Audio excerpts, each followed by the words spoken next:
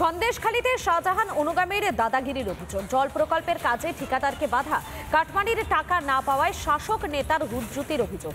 বন্ধ প্রকল্পের কাজ, থানায় অভিযোগ দায়ের। যবে থেকে আমি কাজ পাই, যখনই আমি আধিকারিকদের সাথে আমি এনএসএস সাথে যোগাযোগ করি এবং ওখানকার যিনি আধিকারিকরা আছেন তাদের সাথে কথা বলি, আমাকে প্রথমে বলা হয় অঞ্চল সভাপতির সঙ্গে যোগাযোগ করতে।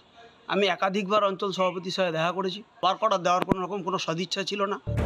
নিয়ম মেনে আবেদন করে কাজের বরাত পেও মুশকিল, প্রকল্পের কাজ করতে পদে পদে বাধা, মোটা টাকা কাটমানি দাবি থেকে যন্ত্রাংশ চুরির অভিযোগ, অসহায় অবস্থা ঠিকাদারের। পঞ্চায়েতের যাদের মনোনীত যারা লোকজন হবে ওদের মনোনীত হতে হবে। শাসক দলের লোকেরা নিশ্চয়ই, অবশ্যই, এবং এরা এতটাই প্রভাবশালী। এবং এতদিন আমি কমপ্লেন করলাম, কমপ্লেন করার পর কোনো রকম কোনো তাপ উত্তাপ নেই। সন্দেশখালীর খুলনা এলাকায় সৌরশক্তিতে চালিত পানীয় জল প্রকল্পের কাজের বরাত পেয়েছিলেন ঠিকাদার পার্থ ঘোষ। তার দাবি, কাজ শুরুর পর থেকেই নানাভাবে চাপ দিতে থাকেন তৃণমূল নেতারা। তিনি বাইরে ঠিকাদার বলেই জুলুমবাজি চলছে। আরো অভিযোগ, শেখ শাহজাহানের অনুগামী তৃণমূলের অঞ্চল সভাপতি ও তাঁর দাদাগিরি চালাচ্ছেন। গ্রামের লোকেরা বলছে আমরা জল পাচ্ছি না, কাজটা কমপ্লিটই করেনি, উনি বলছেন যে আমার পেমেন্ট দিতে হবে। তৃণমূল কংগ্রেসের আমলে কাটমানি ছাড়া কোনো কিছুই সম্ভব নয়। আর এই কাটমানি কেবল স্থানীয় তৃণমূল নেতারা নিয়ে ক্ষান্ত থাকেন তাই নয়, এই কাটমানি টালির চাল অবধি পৌঁছায়। এদিকে শাসকের বিরুদ্ধে জুলুমবাজির অভিযোগ তুলে সন্দেশখালী থানার দ্বারস্থ হয়েছেন ঠিকাদার পার্থ ঘোষ। আদৌ কি ওই ঠিকাদার সংস্থা ওই এলাকায় কাজ করতে পারবেন না তাকে ওই অর্ধসমাপ্ত কাজ তাকে ফেলে তাকে চলে আসতে হবে, সেই দিকে তাকিয়ে রয়েছে ঠিকাদার সংস্থার মালিক। সন্দেশখালী থেকে অর্ণব মৈত্র, রিপাবলিক বাংলা। আরজিকরে দুর্নীতির তদন্তে নেমে এবারে একাধিক চাঞ্চল্যকর তথ্য ইডির হাতে। তদন্তে গতি আনছে আরও একাধিক সূত্র। সন্দীপ ঘোষের সঙ্গে জড়িত আরও একাধিক চিকিৎসক, সেই সূত্র ধরেই প্রাক্তন এবং বর্তমান চিকিৎসকদের নাম পেল ইডি। হেফাজতে নিয়ে তাদেরকে জিজ্ঞাসাবাদও করা হতে পারে বলে জানা যাচ্ছে।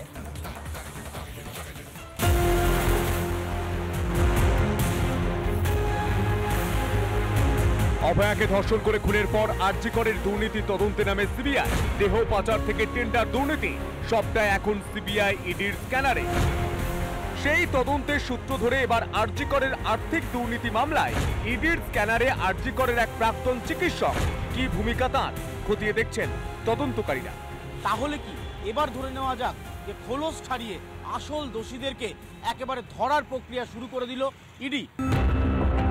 আরজিকর দুর্নীতি তদন্তে নতুন তথ্য, শুধু প্রাক্তন চিকিৎসকই নন, নজরে হাসপাতালের আরো কয়েকজন চিকিৎসক।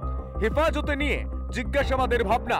দুর্নীতি তদন্তে শুধুমাত্র একজন চিকিৎসক না, এই দুর্নীতির তদন্তে যোগসাজশের জন্য স্বাস্থ্য দপ্তরের কেষ্ট বিষ্টুদ অবধি এই তদন্ত যাবে। অপেক্ষা করুন, শুধু একজন চিকিৎসক না, অনেক বড় মাথা এই আগামী 2-3 মাসের মধ্যে জেলে যাবে। দেখুন, স্ক্যানারে তো অনেক সময় অনেকেই থাকে, কিন্তু আপনি দেখবেন লাস্টে যত সিবিআই যে মামলা হয়েছিল 300টা, তার মধ্যে দুটোতে দোষী সাব্যস্ত হয়েছে। আর সব থেকে বড় কথা হচ্ছে জুডিশিয়ারি সিস্টেমটাকে আগে ঠিক করুন। আর্থিক দুর্নীতির তদন্ত যখন চলছে, ঠিক তখনই আরজিকরে অভয়াকে ধর্ষণ করে খুনের ঘটনার সঠিক বিচার চেয়ে মিছিল বিজেপি। কেন পানিহাটি পুরসভার দায়িত্ব দেওয়া হলো সোমনাথ দেকে, তা নিয়েও সরব বিজেপি। সোমনাথ দে এখানকার বিধায়ক, নির্মল ঘোষ নেক্সট কাউন্সিলর, তাকে সঞ্জীব মুখার্জি, তাদের মধ্যে থেকে একজনকে মমতা বন্দ্যোপাধ্যায় পুরস্কৃত করলেন। এই ব্যক্তি 3 জনের মধ্যে যদি কেউ মুখ খুলে দেয়, তাহলে পরে কার নির্দেশে এই ঘটনাটা ঘটেছিল, বডিটা পোড়ানো হয়েছিল, সেটা কিন্তু সামনে চলে আসবে। এদিকে আরজিকর তদন্তে আরো কাদের নাম উঠে আসে, সেদিকেই তাকিয়ে বাংলার মানুষ। রিপাবলিক বাংলা। কেন হবে না চিন্ময় কৃষ্ণ প্রভুর জামিন? কারণ দেখাতে বলে রুল জারি করেছিল ঢাকা হাইকোর্ট। 23 এপ্রিল সম্ভাব্য জামিন শুনানি। পর্যাপ্ত প্রমাণ না থাকা সত্ত্বেও কেন বন্দী করে রাখা হয়েছে চিন্ময় কৃষ্ণকে? শারীরিক অবস্থার যেভাবে অবনতি হচ্ছে, তাতে বাড়ছে উদ্বেগ।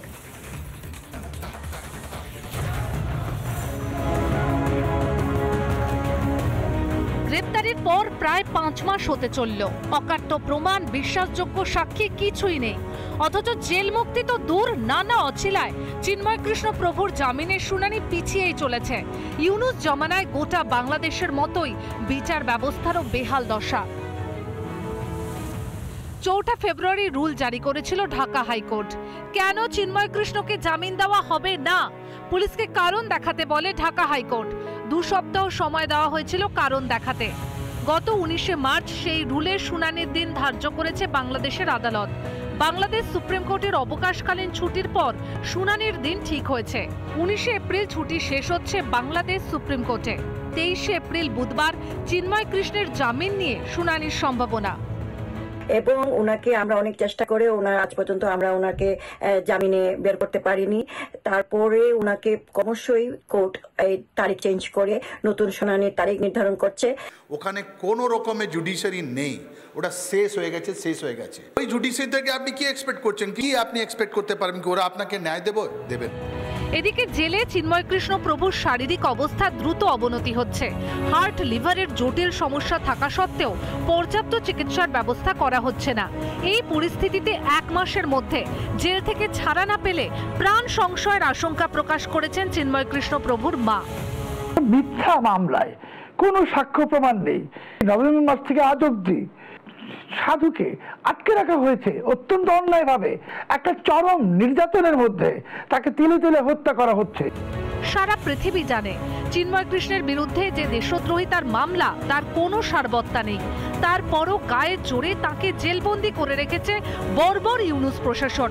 তবে যেভাবে হিন্দুদের সম্মিলিত আন্দোলন ও আন্তর্জাতিক চাপ বাড়ছে, তাতে খুব বেশি দিন চিন্ময় কৃষ্ণ প্রভুকে আটকে রাখতে পারবে না মোহাম্মদ ইউনুসের সরকার।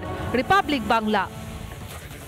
নানা ধরনের কন্টেন্ট দেখার জন্য লাইক করুন, শেয়ার করুন আমাদের ফেসবুক পেজ, সাবস্ক্রাইব করুন আমাদের ইউটিউব চ্যানেল। পাশাপাশি অন্যান্য ব্রেকিং নিউজের জন্য অবশ্যই চোখ রাখুন রিপাবলিক বাংলায়।